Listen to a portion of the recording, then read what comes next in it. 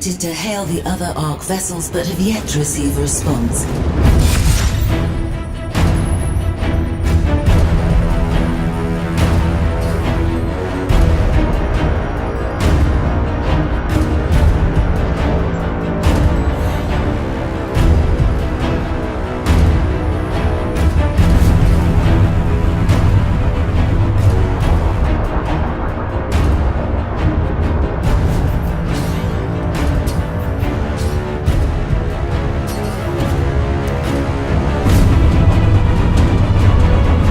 It's the Ark 8, Captain Cooper's ship. Shuttle away. Scanning for survivors. Scorn tracking our position. Critical resources, Captain. Enemy ship detected. Enemy threat eliminated.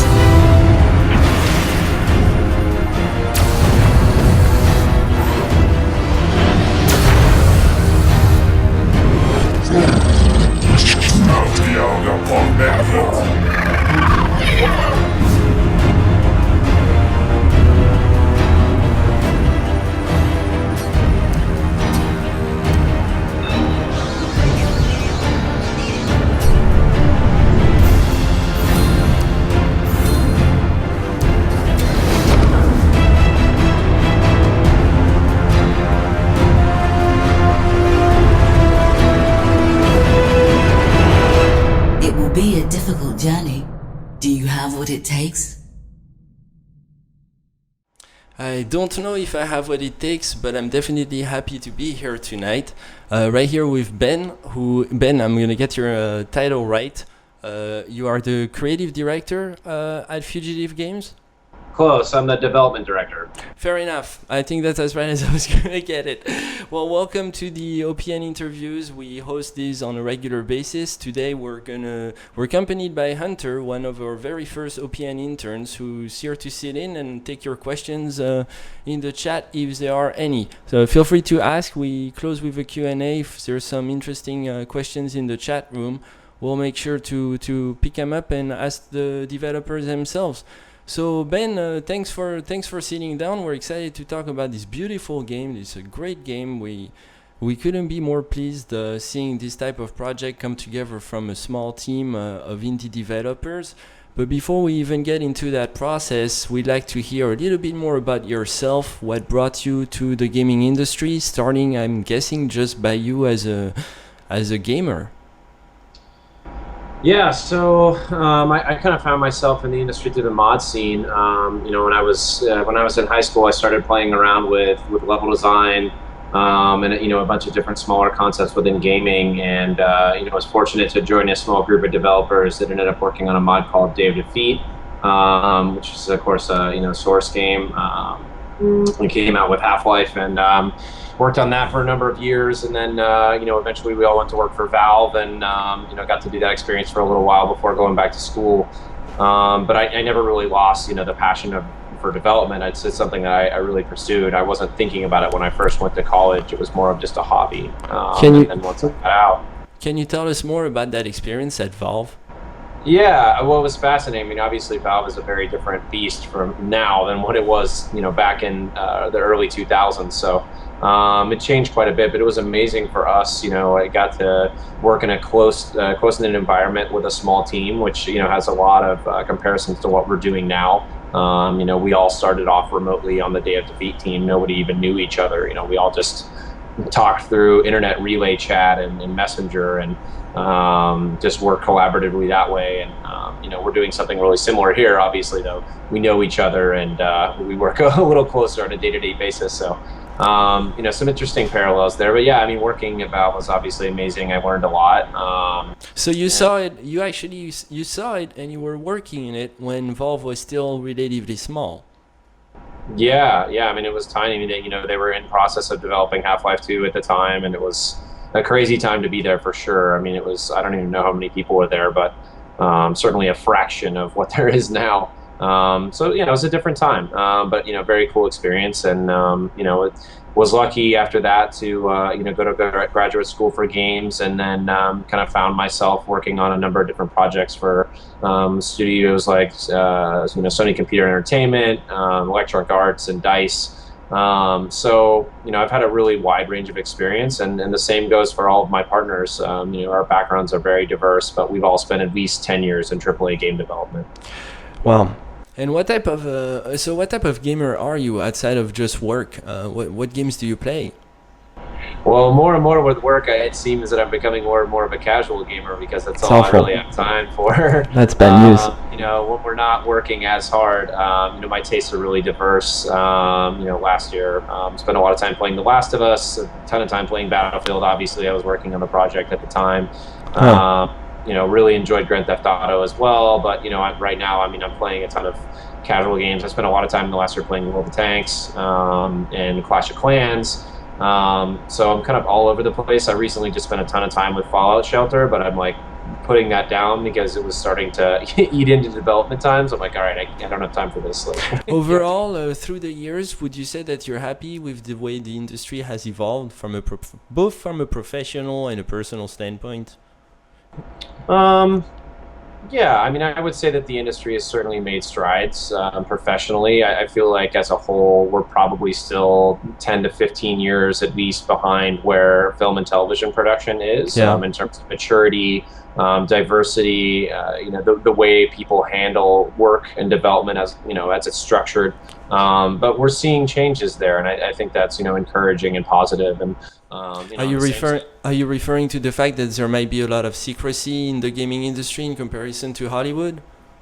Not so much secrecy, just in terms of professionalism. I think there's a lot more structure. They've been around for a lot of time, so I think they have a greater understanding of what makes for a really good production.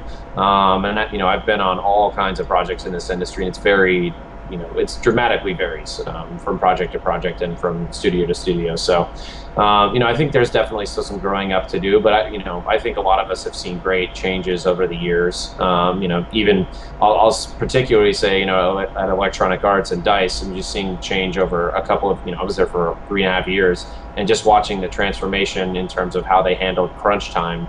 From when I started to when I finished was dramatic. So, I think we're learning as a whole, and things are definitely getting better. Not to mention the rise of indies, as we've seen over the last couple of years. We're making a really dramatic impact on the industry as well. And on that, do you see the PC gaming industry as going up or going down as far as the market goes and the way the industry works? I think it's definitely going up. Obviously, as a platform, it's becoming more and more pervasive, and the hardware is getting more and more powerful. So I think it's continuing to grow for sure.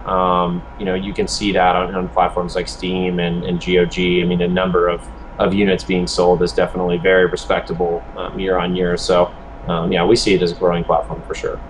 And from your experience working, because I seem to understand that you've worked both for PC as a platform and consoles as well, and working in those big studios. Can you tell us more about why PC gamers keep getting bad ports? What's the logic behind it? It's so funny, I think there's a lot of different factors that go into that, but most of the products that I've worked on have been PC first. That would make sense to me, but apparently it's the opposite. Games are developed first on consoles and then sent to the PC shop. Yeah, that's absolutely correct, and I think it really varies, from different studios. 1 second, real quick. Let me make sure I turn off all these sounds so we don't get annoyed. There we go. It just varies. A lot of studios, if they're console focused first, you'll see them porting, the game to PC later, or potentially just sending that off to a different studio entirely to make the PC version of the game, which I think is crazy.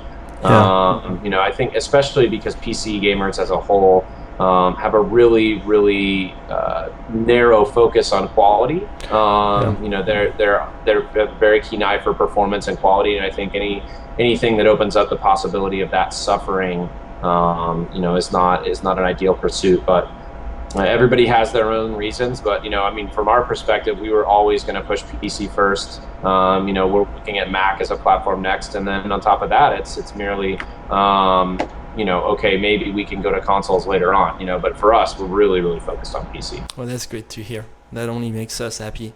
We're completely PC centric. And then the last question before we move on to the game we're here to discuss, virtual reality. Your personal opinion on the phenomenon, is it going to change the way we play games? I think it's fascinating.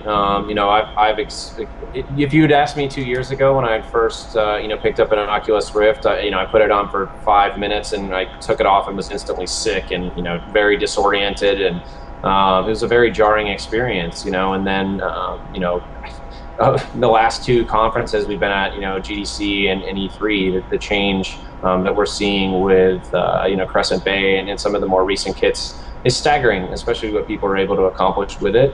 I do see it as, having a big impact on the future of gaming.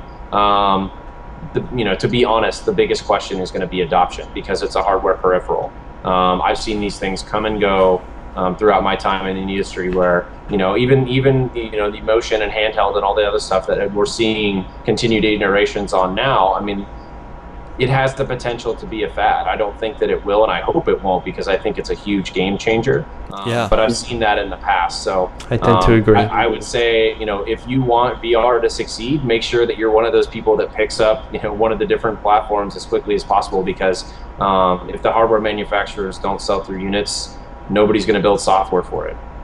Yeah, it's going to take quite an effort on both the hardware and the software end. So, yeah, I can see that happening. And it's a good transition to talk about the game itself, Into the Stars, because space has always been one of those environments that seems to be so well suited for virtual reality. The simple notion of putting a helmet and suddenly being in cyberspace has something that's probably puts immersion to the top.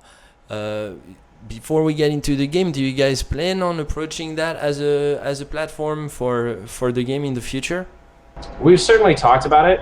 It hasn't been a priority for us up to now, just because of the requirements associated with it, the way our user interface is structured, the way the ship is built. All these things would need to change dramatically in order to accommodate virtual reality. Which is not to say that we couldn't pursue it down the road. I mean, I think everybody looks at this game and you see yourself seated in the captain's chair looking from his perspective, and the first thought is, oh, can I look around, like what can I do for this? And we feel that too. So if it looks like there's a possibility down the road, if we get the bandwidth to deal with it, I think it's something that we'd be interested in for sure. But right now we're just focusing on the experience that we're trying to deliver. Yeah, it's a great experience. My first question, and it's a question I ask most developers who go for games in space, is why space?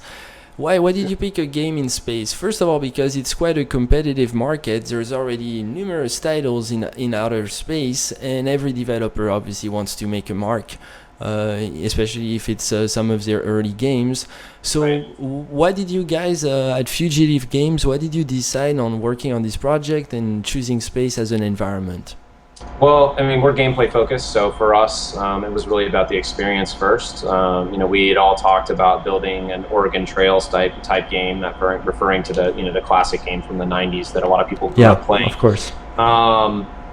We knew we wanted to deliver on that experience, and the opportunity of space presented itself, and we said, let's give it a shot. This could be really interesting. We love the space and the sci-fi genre. I mean, I think it's amazing, and particularly because it affords a lot of opportunity.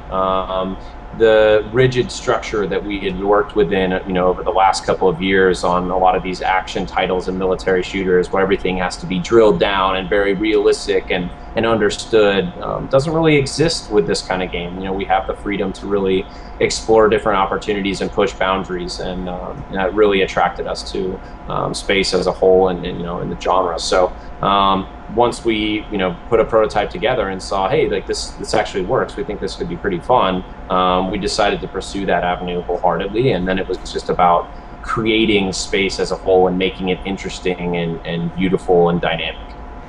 Okay, that's well answered. So what is Into the Stars? If you could tell our listeners what the game is all about, what the focus is, the mechanics, the dynamics, the gameplay. Really give us a good overview of what the game consists of. Right. So, I mean, we look at Into the Stars as the ultimate captain experience. That's what we're kind of billing it as. We put you in the captain's seat of this massive starship that has 10,000 civilians aboard, and you're fleeing your home planet that's under attack from this alien race, the Scorn, and trying to ferry those civilians and your crew across the galaxy to the one planet that can be the new home for humanity. So it's got a little bit of FTL. It's a lot of Oregon Trail. And it's set in an open world, so you've got complete control of this ship, and it's up to you where you decide to go and how you interact with all the different opportunities that pop up along the way. How challenging is it? Well, I'd say if you listen to the feedback we've gotten over the last couple of weeks, it's pretty damn challenging, and that was in a good way. Yeah, well, I think people have mixed reactions to that level of challenge. You know, they look. Some people look at it as, you know, what it is. A true challenge as a player is say, okay, like, you know, maybe the choices you made this time weren't great. Let's push it a little bit further. And some people, you know, to say, oh, like, you know, I didn't get a chance to feel it out. It's a little too hard. So that's one of the reasons why we really embrace early access and look at, you know, finding a really strong balance point and saying, okay, how can we keep the people that are really into the game and love the difficulty engaged while still opening up opportunities for players that are a little more casual or, you know, enjoy kind of taking their time flying around and you know, enjoying space at the same time. So we're in the process of that, and we released our first patch that should address a lot of that stuff last week, and we'll be continuing to balance it as we go forward. So let's talk about early access and the decision to go through that, not just to get feedback from the community, but how did you know when to time it in a way that, you know, you reached a point and you said, okay, the game is ready, we're ready to release it and get the community feedback? What's the decision-making process here? For us, it was, you know, our core feature set is stood up at a base level. It's, you know, it's relatively representative. Obviously, we want to take things much further from here and continue to add a lot of value. But, you know, for us, it was, all right, like, this is the subset of the game. You know, you're able to select a captain and fill out a profile. You can pack your ship with modules and resources, you know, select a crew, and now set off into space and, you know, interact with all these different planets and alien traders. All the while, you know, this alien race, the Scorn, is chasing you down. So that, you know, the tent posts of the game are all stood up at a pretty strong level. I mean, we consider a lot of those to be beta. And then it's just a matter of, you know, getting feedback on those systems, seeing what people gravitate to and what they're not as interested in. And then the second piece of it is, of course, you know, the community feedback in general, really seeing where they want to take it and what they're interested in this title. Because, you know, early access is the opportunity for us to take something from good and to great, and that's really what we want to do. And did you guys give yourselves a specific time window to do just that? Something such as we're releasing the early access now, and 6 months later we launch, or? We'd like to do it within a couple of months, but I think, you know, given people's reactions over the past couple of weeks and the feedback we're seeing, you know, we said, all right, well, you know, actually, you know, it might take a little bit more time, and we're totally committed to that. You know, we're willing to do whatever it takes to make this game great. And like I said, we're only a 4-man team, so these things do take a little bit of time, but you know, it's time worth spending because this is the game that we've really always wanted to build. And even if you're getting mixed reviews, the fact that you're getting so many reviews and so much feedback, I think really shows potential for. There's definitely an interest in what you're doing, and the quality of the product, what you see just on Steam speaks for itself. This is no small feat. One of the things that Steam does, and I believe it's subject to criticism on that front, is open the doors to indie devs to an extent that anything comes out. Anything will come out, and sometimes it's, you know, you're still spending $5 to $10, which to some people is a little bit of money. It's a chunk of change, and you're getting games that are broken. Without Steam having kind of warranted that process, you guys are releasing something of proportions. This is a big project. It's beautiful. When I first looked at it, I really thought this was a team of 10-15 guys, and you're telling me there's 4 of us. So I'm very interested to get a little bit into team composition. But before we even get to who does what at the studio, how did you guys come together? How did you form your team, Ben? Yeah, that's a great question. So a lot of us have worked together over the years. I, like myself and our project architect, Mark, have worked with each other for many, many years, going back to Sony. maybe we've worked together for at least 6-7 years now, so a long time. Wow. And our art director Alden had previously worked with our creative director Roy on Lost Planet 3, and then Alden came and worked with Mark and myself on Battlefield 4. So we've all worked with each other and have a good working relationship, and it was all a matter of timing, really. We looked at the opportunity, especially with Unreal Engine 4 launching. We said, okay, this is the time, and we went out and explored it and said, okay, like, what is it going to take to get this done? And started putting the foundation together, and at the right time made the jump, and have been committed to this every day since. So it's been a crazy year, but we all knew each other going into it. And It took a year. It took a year of production. Yeah, so we're about a year and a month right now. It's amazing what this is 1 year of work, and between 4 guys, you must be exhausted. Yeah, we are definitely. I mean, it's been a crazy year, but I think that's what's another thing that's really nice about early access is that now it's not like the pressure is off. We feel it more than ever, but at the same time, we kind of breathe a little bit of sigh of relief. That now that it's out there and You have a product. It's tangible. It's tangible and it's living. So now I mean, maybe we can take a couple days off here, there, and catch our breath, because it's been a more than a constant effort for a long time.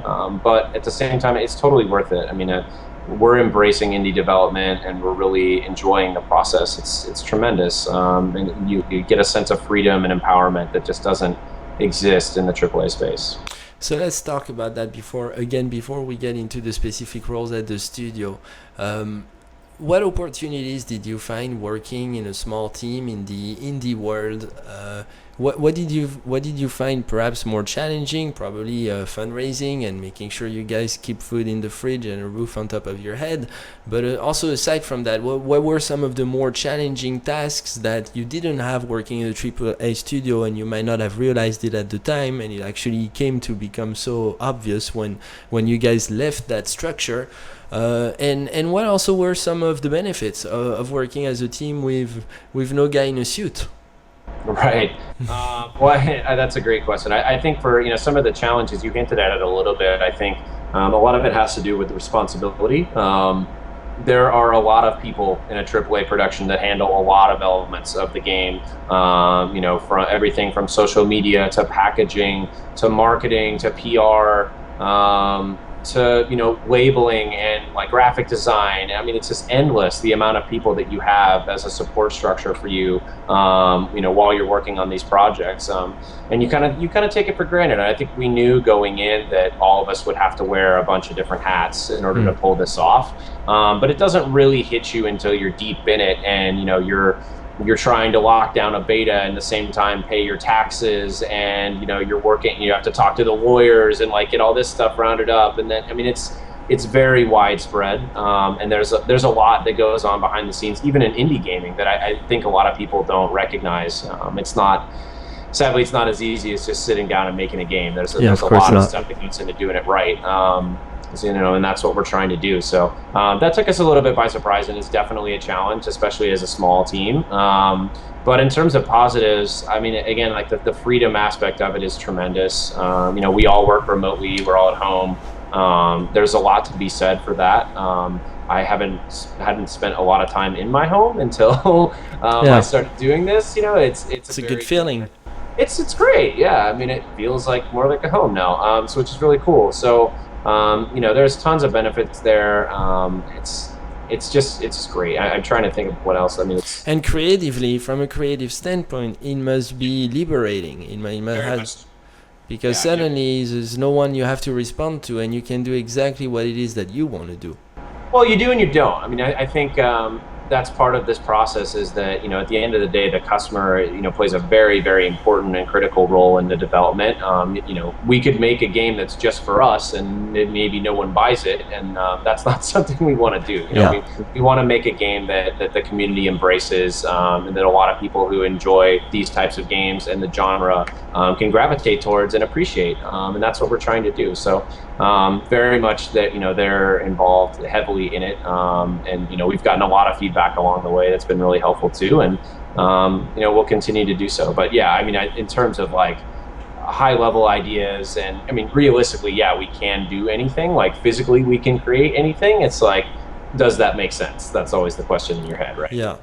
Yeah, is it marketable and will the audience like to actually Is it play? fun? Yeah. Yeah. Is it fun? Yeah, exactly. Is it fun? So who does what at the studio? I see the work on the shading, the illustration behind it. Yeah, can you tell us about your team structure? Yeah, so the stuff that you're talking about is actually all focused around one guy, our art director, Alden Fillion, who's very talented. Unbelievable. Obviously, you can see from the pout of the game. He's crafted probably 95% of everything you've seen. We've gotten a little bit of help on the character creation and the portraits and stuff like that, but almost all of it's him. How It's does kind he of how does he work? If I'm not sure you're comfortable with the technical way to proceed, but how does he work? Yeah, I mean, I guess that's a little nebulous for me, but Sure. he uses 3D Studio Max and Flash and Photoshop and innumerable programs to bring the world to life. He's just an expert in all this stuff, and anything he doesn't understand, he dives right in and finds a way to make it happen. The guy's pretty miraculous. So, obviously, every single person on this team is invaluable because we're so small. To that end, like our project architect Mark has basically built the entire game in terms of structure, and using Blueprint no less. I mean, there's hardly any code in the game. It's all done using blueprints and Unreal Engine 4. So it's all scripted essentially. And it's just crazy. And then in terms of the world itself, our creative director Roy, has handcrafted that this massive world that's millions and millions of square kilometers in the Unreal Engines. It's very, very big. So doing that himself, and doing a lot of the writing and everything too. And myself, I'm kind of the everything else guy. So Yeah. doing business development, marketing, social media, writing, audio direction, like you The name it. business end.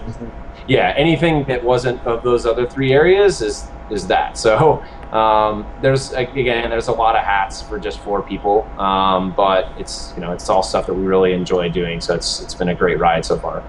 How much work into the story and the lore? How much work was thrown into it, and any influences that you could name, even outside of the gaming industry, literature, comics, some of the cultural influences that have helped build the game. Yeah, absolutely. I mean, we spent a good amount of time with it and really thinking about like the backstory. It's rather tried and true and straightforward, but it's something that we're going to be spending a lot of time with moving forward, giving players a little bit more of a background into and opportunities into exploring the story.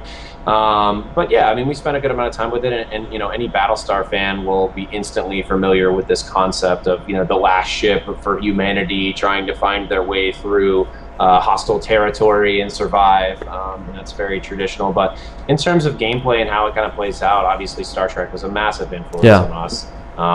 We really wanted you to have that Jean-Luc Picard feeling, sitting on the bridge and being in command of a crew and having to take care of them, and having that have impact when you send them on missions and give them tasks. And that's something that we're really fond of. I think those 2 influences for sure. And then from an art perspective, Guardians of the Galaxy had a massive influence on Alden in creating this dense concept of space.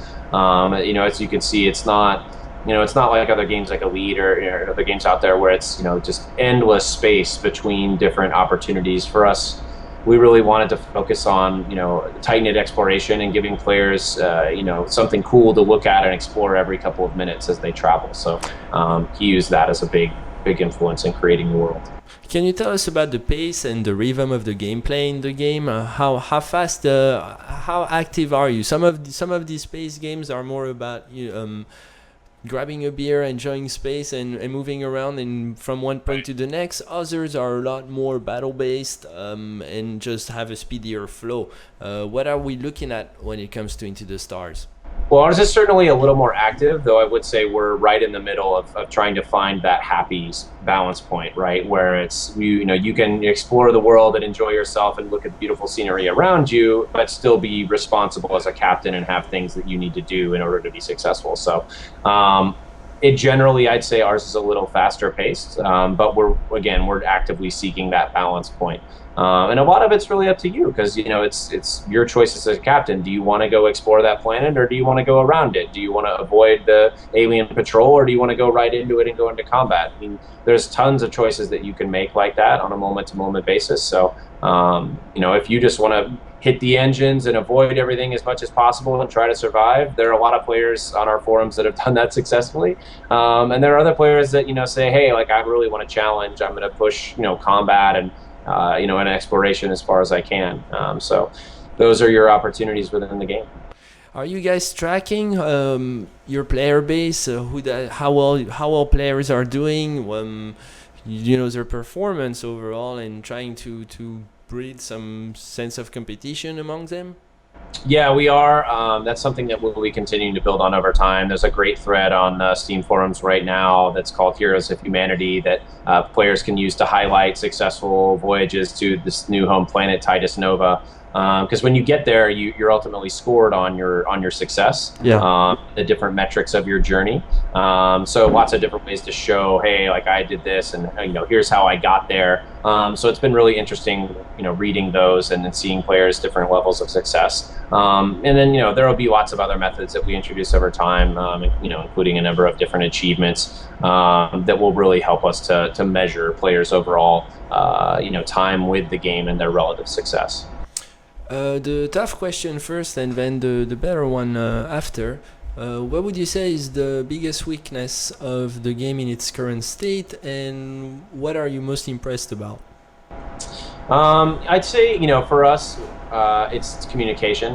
There are a lot of different mechanics and features in our game that players aren't really used to. And a lot of players could look at it and they're like, oh, combat's as simple as pressing a button. That's really easy. Well, no, actually, you have quite a lot to manage during combat. And understanding that actually breeds a whole new life into the combat system and makes it much more interesting. But, as developers, I think we can do a lot more to communicate that. So that's something that we're in the process of right now. We're going to roll a hint system out hopefully this week, but at the very least with the next patch. So that's something we're actively addressing. But yeah, I would, for where we are, I would consider communication to be the biggest.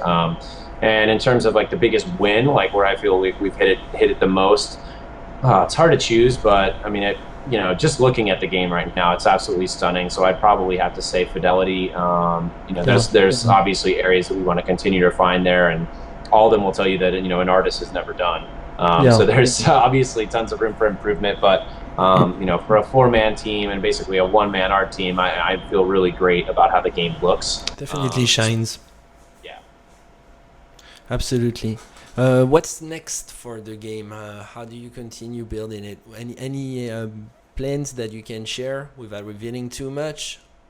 Yeah, sure. I mean, we talked a little bit about it on kind of like what's next for us. Obviously we want to continue to really build on the story of the game, both at the beginning and the end, giving you a little bit more of a backstory of why you're leaving your home planet, what's happening, putting some emphasis on that, and also making a much more interesting and compelling ending for the game. That's a little bit more dynamic would be great. But on top of that, we want to add a lot of meat to the game. Give players new exploration opportunities, give them the opportunity to better their crew. Make combat more engaging and give them a lot more variety there as well.